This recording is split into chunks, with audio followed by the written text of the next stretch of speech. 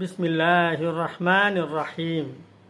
ఉలమా హజరాతులు ఇలా చెబుతున్నారు, ఉమ్రాలో 4 అమాలు ఉంటాయి.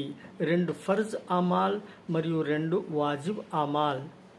2 ఫర్జ్ అమాల్ ఇవి అయి ఉన్నవి. ఒకటోది ఎహ్రాం బట్ట తొడగాలి, నియత్తు చేసుకోవాలి మరియు తల్బియా చదవాలి.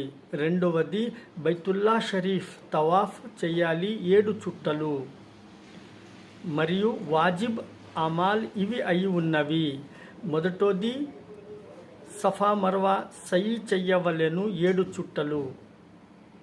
మరియు రెండవది మగవారు గుండు చేయించుకోవాలి మరియు ఆడవారు తమ వెంట్రుకల 1 ఇంచు కన్నా ఎక్కువ తమే ఖుద్దుగా కట్ చేసుకోవాలి.